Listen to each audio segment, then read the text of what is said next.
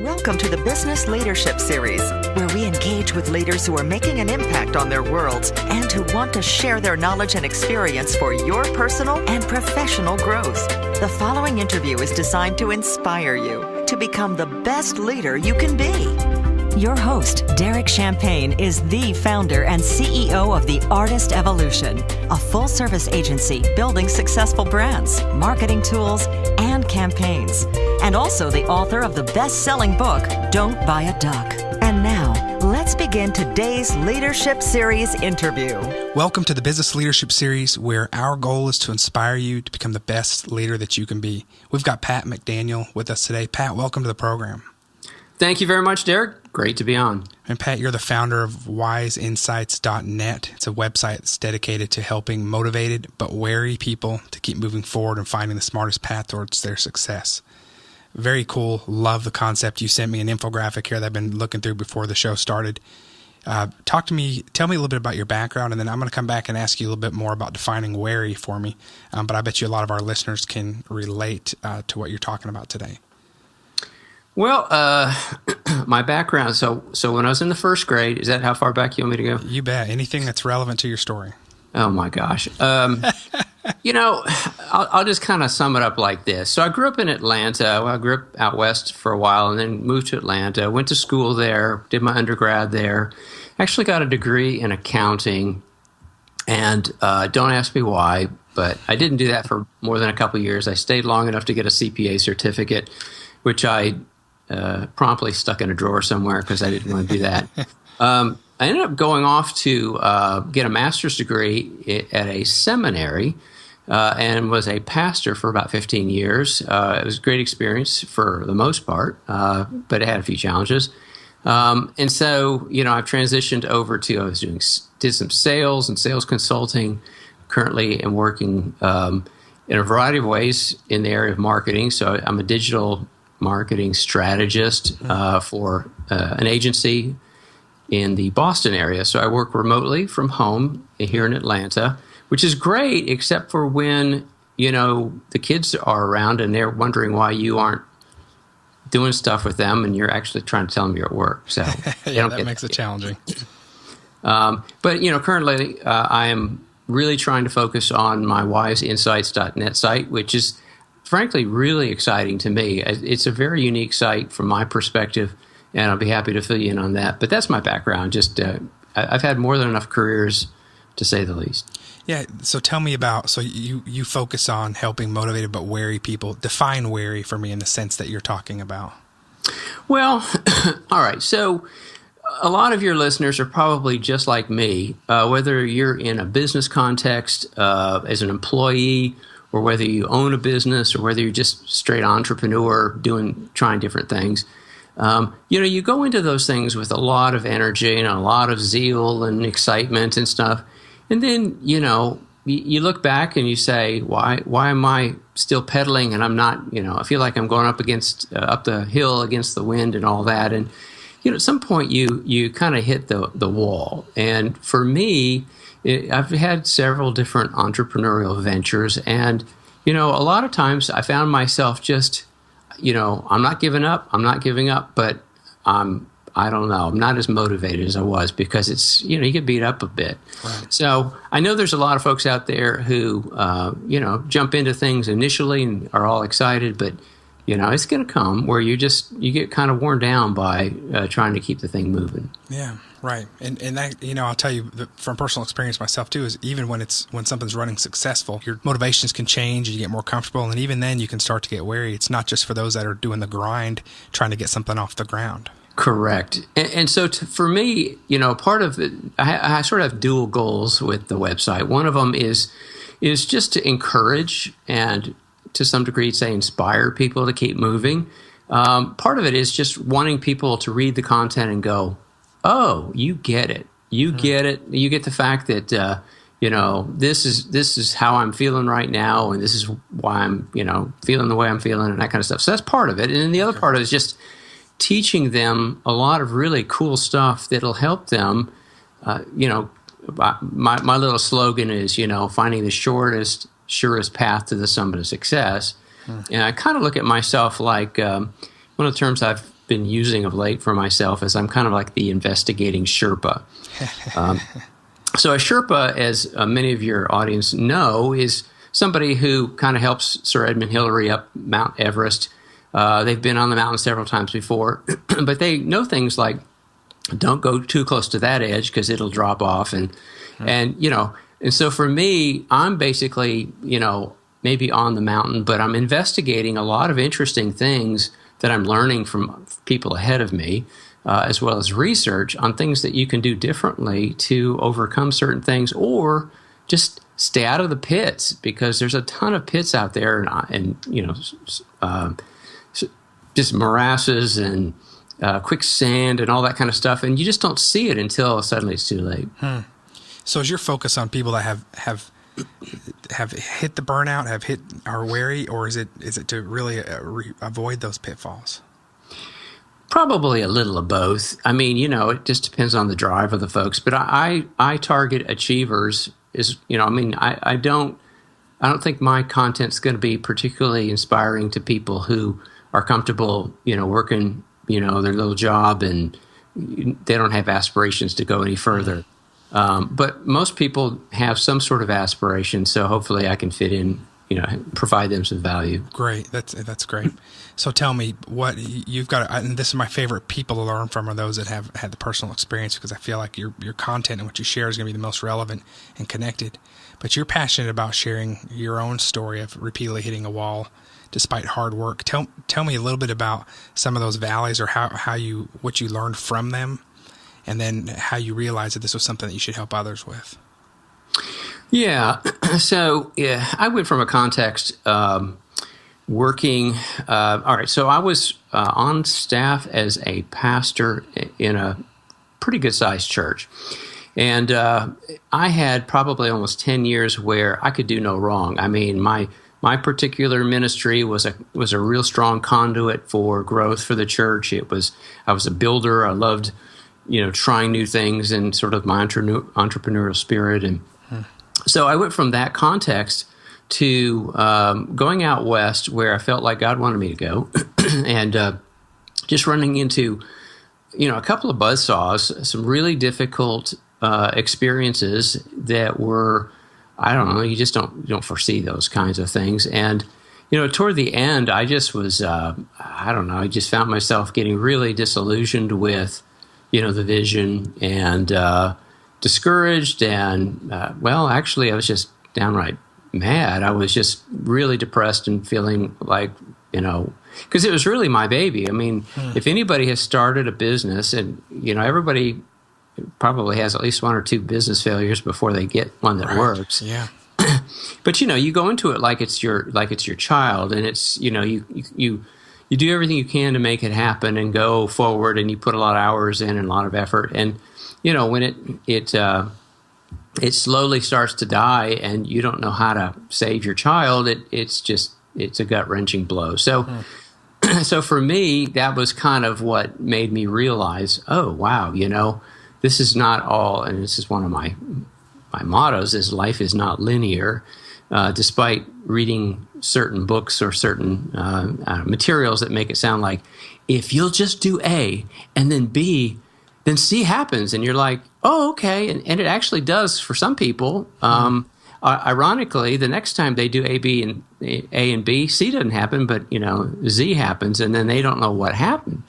So life is not linear, and I learned that. But there's a couple of other lessons that I really understood. I mean, what I basically figured out was that there are things above the surface that you focus on that are really necessary when it comes to building a venture.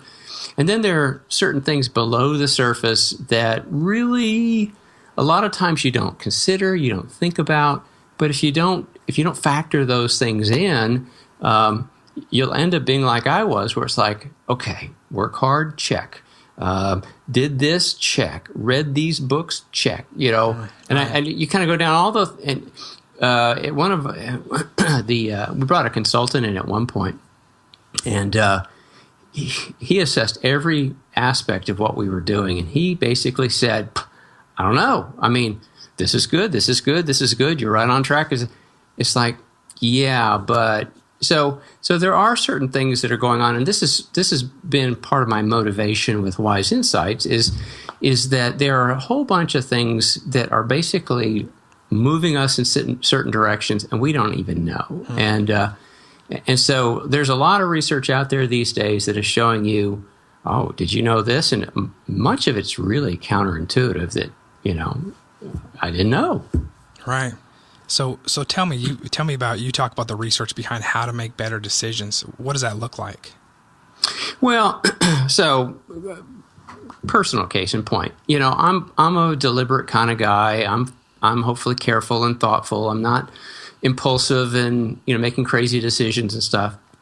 But what I found was even when I did everything correctly, I would still have outcomes that sometimes turned out really poorly. And I'd scratch my head and say, I got to get better at this because, better decisions leads to a better life. And if you are making poor decisions, even if you're trying, and see, if you go and you Google, poor decisions or foolish decisions, most often it's people saying, yeah, I was drunk and I was, it's like, we're not talking about that. We're talking about people who've been trying to make the right decisions. And so, for me, I started reading a lot of books. Daniel Kahneman's Thinking Fast and Slow, where he talked about a lot of research, and Chip and Dan Heath. Read anything by Chip and Dan Heath. They wrote a book called Decisive, which was really, really good, and several other books that I read on decision making. And I suddenly realized that I was essentially using the wrong process. So Daniel Kahneman, he's a Nobel Award-winning economist.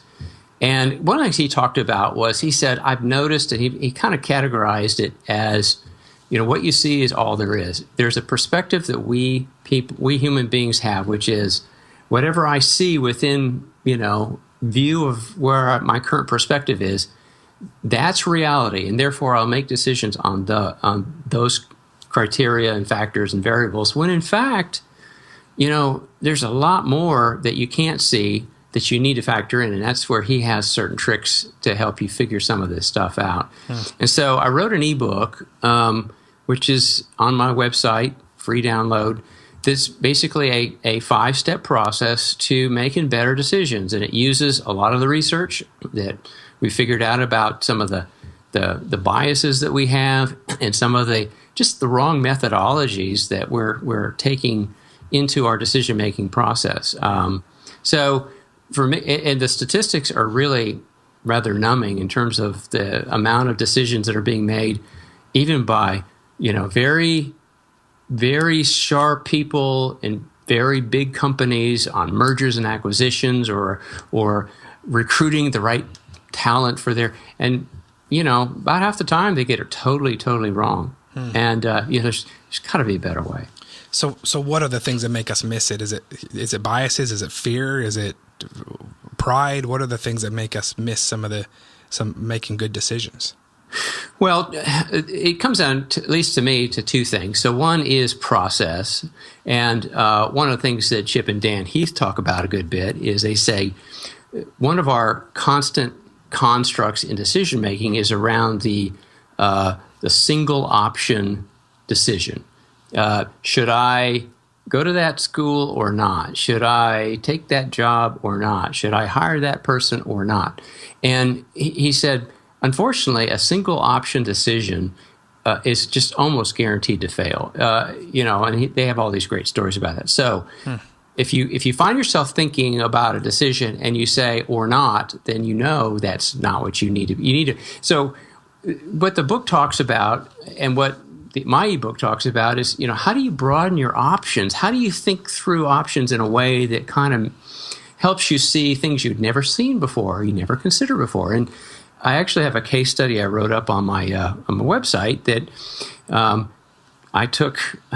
I got a job at this agency that turned out to be just a god-awful experience. And nothing personal. It wasn't yours, Derek. But I remember asking myself, what did I do wrong? And it's like, I thought I was really careful and deliberate and asked the right questions and stuff. So in the case study, I basically followed the 5-step process, which is what I did when I got to this current Boston agency that I work with, which is just a great agency, great workforce, great culture. It's all good.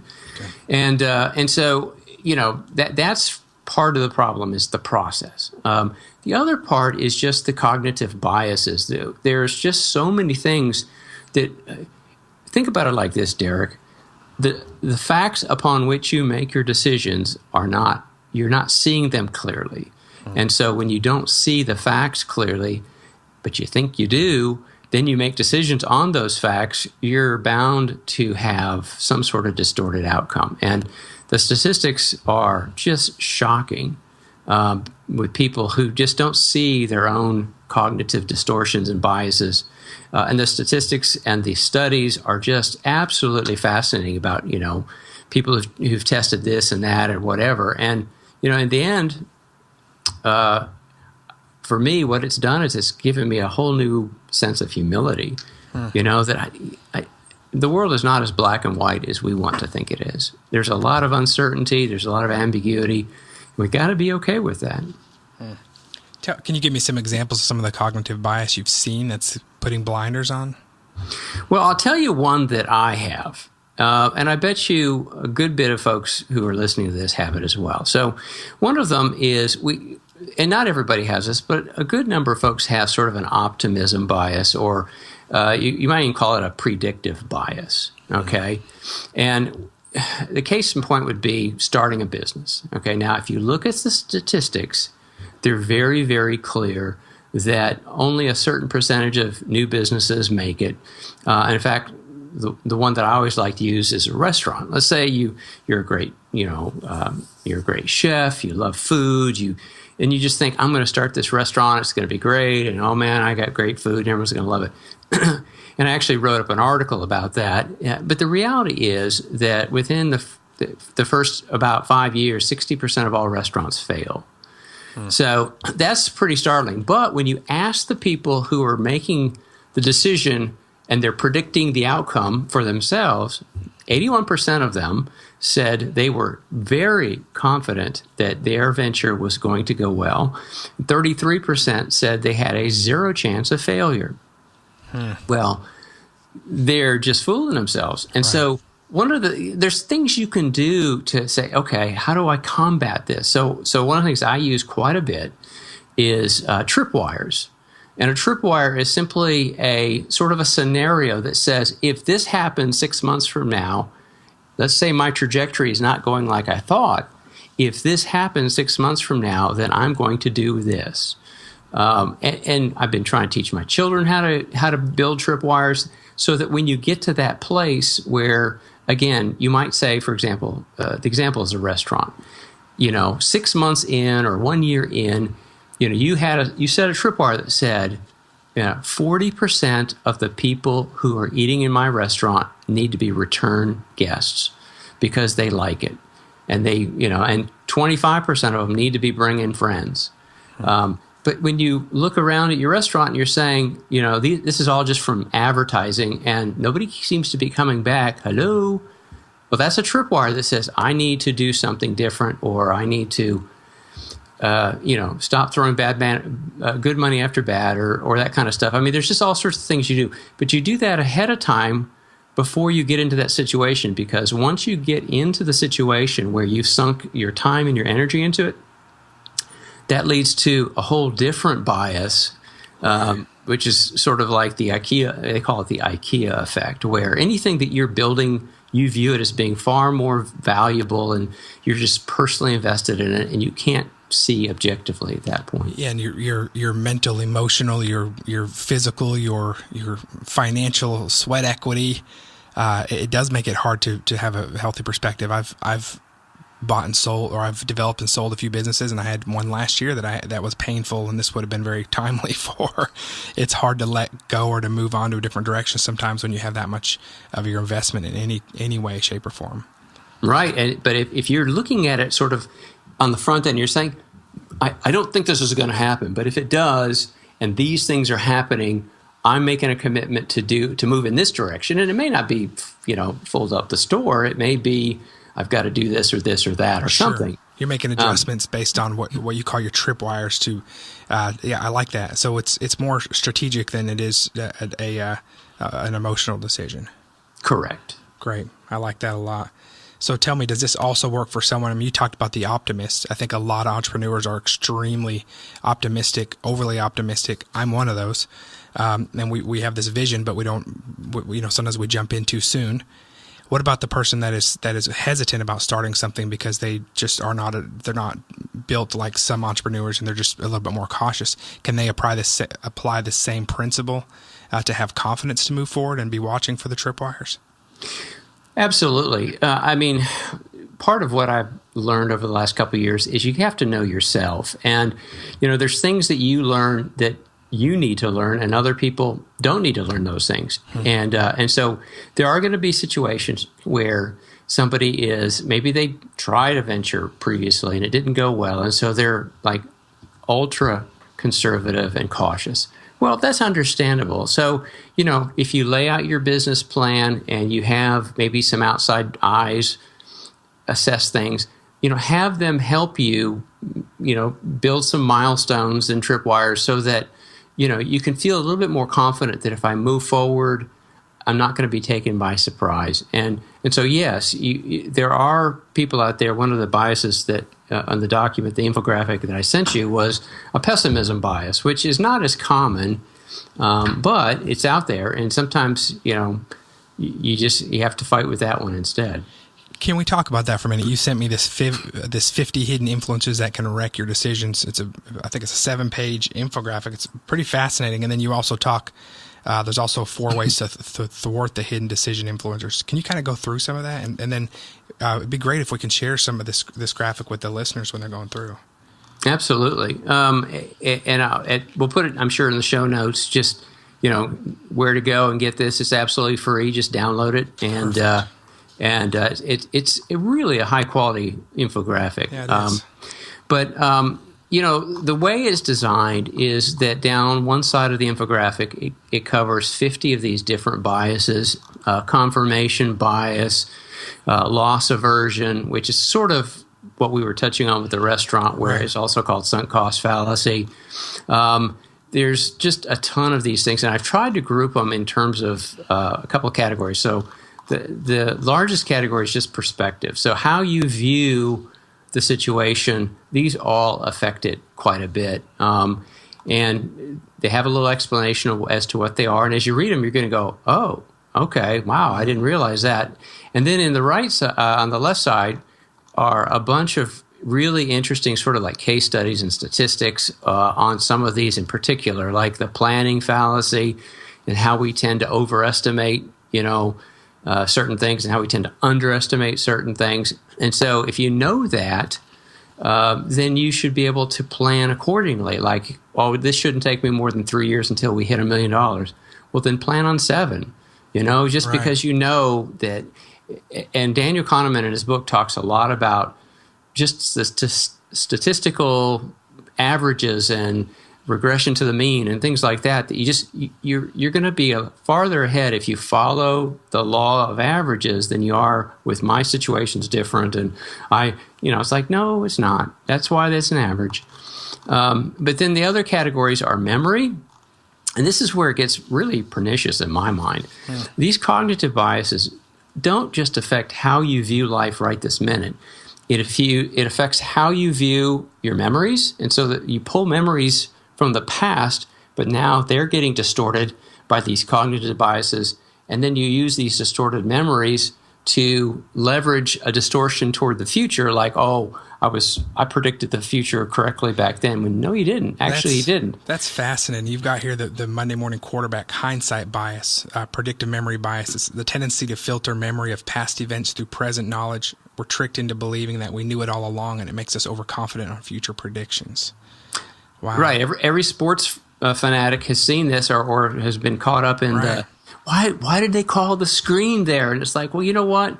If it had worked, you wouldn't be questioning it. But because it didn't work, suddenly you're like going down this wrong path. And I think part of it is just recognizing you only know so much information. And sometimes you're not omniscient. And if you make a decision, Dave Ramsey says, I make a decision. If it doesn't work out, I make another decision. Yeah, right. It's just not living the past of beating yourself up. So tell me about this hindsight bias. So do you have an example in the professional world that you've seen or that would be relevant to this? Well, the one that I think about is the Super Bowl, where Pete Carroll was beaten up because why did you throw the pass on the 1 yard line? You had Marshawn Lynch and you had this, blah, blah, blah, and the answer is, well, in hindsight, yes, that was not a good decision or whatever. But how many times have you watched a football team, line up 3 times in a row and can't get it over the goal line? And it's like, you can just plop it over the goal line with him. So, so I mean, it's one of those things where they're all over. The hindsight bias is all over. You just have to watch talk radio, news programs. I mean, it's all about, you should have known this. I mean, we know this now, so why didn't you know it back then? And it's like, well... And you find business owners or you find the professionals making overconfident decisions based on that as well. Absolutely. Yeah. Absolutely. Yeah. It's scary to me that you can, if you see the one below there, the researchers, Fishoff and Bias, and they basically stuck people in, they had them make predictions. They had them make these predictions for what was coming up in the year, whatever. It was like, 2001. And then they went back and tabulated the results of what actually happened versus what people predicted. And what people remembered them putting down on the piece of paper was very different than what they put down on the piece of paper. They were absolutely sure that the stock market, I knew the stock market was going to plunge. And it's like, no, you actually said it was going to go up 20%. No, I didn't say that. And it's like, so there's a lot of stuff that goes on that just makes you realize that we're being influenced by just all sorts of distortions in how we view the current situation, how we view the past, how we view the future. As you go down in the infographic, it talks about the things that, how our biases affect our view of one another and social groups. And I mean, this is the basis of prejudice, is where you find yourself viewing groups differently than you view one another. And tell me a little bit about that, the illusion of transparency. Well, so you're married, right, Derek? Yes, I am. Very happily, I might add. All right. So the bias says people overestimate others' ability to know them and what they're thinking, and their ability to know others. They overestimate how much they can read other people. So it's a dual problem here. And so what ends up happening is, and if you're married, you've had this happen, you have this argument with your spouse, and they're mad at you because you didn't know this. You didn't know what they were thinking, or you didn't know this should have bothered them. And it's like, that I'm not you. I don't think the way you do, but it doesn't matter. You're still a terrible husband because you should have known, and that kind of stuff. Right. And so it becomes a real problem unless you understand, I really don't understand people, and they don't see me as clearly as I think they do. And so I'll give them the benefit of the doubt, and I will operate, with that understanding. There's one called the false consensus effect, where we tend to overestimate the degree to which others agree with us. You get into this meeting and everyone's basically kind of nodding, and you think, man, everyone's buying into this, when in fact maybe half of them are buying into it and the other half are like going along. So, you just need to understand these things so you can operate more effectively in whatever context you're facing. It's fascinating. I'm going to ask you a few more. Tell me about the fundamental attribution error. Well, the fundamental attribution error is just the definition is we tend to overemphasize personality-based explanations for behavior observed in others, while underemphasizing the role and power of a situational influence on the same behavior. So, we're basically, as I say in the infographic, you screwed up because you're an idiot. So I look at it as though there's something wrong with you and your personality, your abilities, but when I screw up, it's because of these circumstances and these things that were beyond my control. So we tend to downplay anything that relates to us. It's not my fault, and here's all my circumstances. but we rarely take other people's don't give us excuses. And you should have not. Yeah. We're just hypocrites. It's really what it comes to. Yeah. Wow. So, and then you talk about physical as well. You've got a graph dedicated to the physical. Oh yeah, and I think we're all starting to realize that don't make decisions when you're under stress. Do certain things to try to get yourself into a more neutral place, if at all possible, before making a decision. Try not to make decisions when you're fatigued. There's just a lot of really interesting studies where they were trying to figure out how world-class athletes made decisions. Because, at some point in a game, like if you're a soccer player, you hit the wall with fatigue, and do you start making dumb decisions because now you're fatigued, and so you make the kick when in fact that was a poor decision. You just and ultimately fatigue is a very significant issue when it comes to making decisions. So decision fatigue is a big one where I guess all of us have had this experience where certain days you've just had a lot of work and a lot of things, your brain's working hard, you're making lots of decisions. It just wears you down, and at some point you start realizing, if you look back, you'd realize you're making poor decisions. So at some point you just need to take a break and step back a little bit, regain a little bit of endurance, and then keep moving. You talk about the fatigue. That's great information. Thanks for sharing that. But you talk about fatigue, emotional or stress factors, how it can often increase our desire for a higher payoff or higher risk options. I find that really interesting, the physical fatigue or hunger effects. Walk me through the few of those. Well, all right. So, and it differs from men and women, and also from person to person. So this is part of what you have to know about yourself. So they've found, and they've studied this pretty extensively, where if you're at a place where you're stressed or you're fatigued, you start to get into the what the hell attitude, what the hell, double or nothing, let's just do it. Because, it seems like the quickest way to get a win is if I can just double my money, I'll get out of debt. And of course, you get, into a worse situation there. And so a lot of times we have to recognize that whenever there's not much good that comes out of being fatigued or stressed, as far as the cortisol levels floating through your system and all that. So, if you understand ahead of time that I'm hungry, I'm tired, I'm under a lot of stress or whatever, don't make decisions that really deal with risk, because you will perceive the risk to be, not nearly as significant as it is, because you're thinking, oh yeah, there's something in your brain that just triggers that sense of, yeah, that's no big deal. When in fact, it's just your brain wanting to resolve things one way or the other. Wow, that's interesting. So tell me, can you talk about the 4 ways to thwart hidden decision influencers? Well, these are really overview type ideas. So, one of them I mentioned already is just to be humble. Okay, you're going to be wrong maybe as often as you're going to be right. So just be okay with that. Move along. Don't beat yourself up.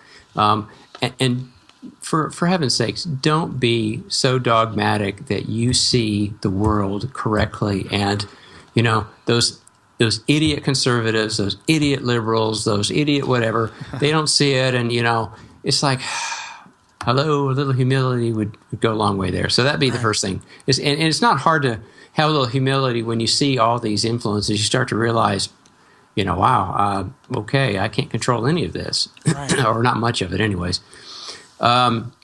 Second one is just to be aware of these biases and be aware of yourself and the areas where you tend to go one way or the other, because we're all a little bit different. A huge important solution that helps you deal with some of these biases is getting outside input. You may look at something and say, this is a slam dunk, but if you get some people who, please don't get the yes people in your life, but get the people that, maybe a mentor or somebody that you respect. They're not going to tell you what you necessarily want to hear. And then they look at the situation. They may say, yeah, that sounds like a sound plan. Or they may say, well, have you thought about this? Have you thought about that? And not to resist it, but to be open to it. Right. And once they start telling you, if you get 3 or 4 people who give you their input it's where sort of like, triangulating a signal and trying to figure out where you really are. That's a good way to kind of help you start to realize where reality is. Yeah, that's good. That accountability and having those, for me, mastermind groups and being a part of those that will give you honest feedback, be encouraging, but also challenge you. And getting away from the yes people is really important, especially for those that are surrounded with yes people often. And it's hard not to surround yourself with yes people. I mean, you really want to be the hero and the superstar and all that stuff. Right. But, Doris Kearns' book, Team of Rivals, about Abraham Lincoln. Did you read that? No, I haven't. Oh, man, a great book. So I will now. So get a load of what Abraham Lincoln does. I mean, he has a strong enough character and enough, I guess, self-confidence in himself that the people that he ran against for president, he actually included them into his cabinet. And so these were people who were very, very different than him and very opposed to some of his views. But over time, they came to respect him, and he also came to respect them in new ways. And he would formulate ideas based on, these different perspectives, which is not at all the way we run our government now. And so, to me, I think that's super important, where you're always open to having some contrarians around you that are not always contrarian about everything you say, but, have some good points. I tell people all the time on the political spectrum, said, you know what? The conservatives and the liberals have some good ideas, so let's not dismiss them out of hand. They actually might have some things that we could learn from. Right. Yeah, that's good. The only other thing I'd mention is just follow a process. And this kind of goes back to what Daniel Kahneman was talking about. Follow the statistical, certainties rather than, just sort of kind of going with the gut. Like, well, I just know this is going to work. Well, yeah, maybe so, but why be, putting yourself out on a limb like that? So follow a process that tends to work more often than not and tends to increase your odds of success for making good decisions to counteract all these cognitive biases. Thank you so much for being our guest today. That's very challenging. Is there anything else you want to share?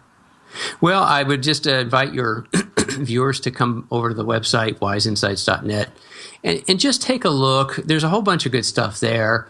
I'm really interested in hearing, on topics that people want to learn on. I just wrote an article on a study done by Professor Adam Grant about, motivation, and it was a very counterintuitive solution, but the research now backs it up. Like, yeah, that's how that would work. But at the time, we tend in the area of motivation to look at carrots and sticks, and that's kind of how we work with it. Mm-hmm. And in fact, it's like, this is actually a little bit different than that. And so it's those kinds of things that I hope will be helpful to my readers, that they're going to find themselves saying, I didn't know this, but now I do, and I'm going to try to put this into action. Excellent. Man, Pat McDaniel, thank you again for being our guest. Our listeners, go to wiseinsights.net. He's got free resources for better decisions, including his ebook, 5-Step Process to Making Better, More Successful Decisions. You definitely want to look at that. This infographic is incredible, too. I'm going to be studying. I'm taking this home to my wife, and we're going to look at this as well. She'll be fascinated with this. Pat, thanks again for being our guest, and we look forward to following the other things that you're doing and then to seeing that content that you're putting out on your amazing site. Glad to do it, Derek, and we'll put some links in the show notes so people who are trying to drive right now can find the stuff they're looking for. Excellent. You take care and happy holidays. Great. Thanks, Derek. Take care. You've been listening to the Business Leadership Series, where we engage with leaders who are making an impact on their worlds and who want to share their knowledge and experience for your personal and professional growth. This interview was designed to inspire you to become the best leader you can be.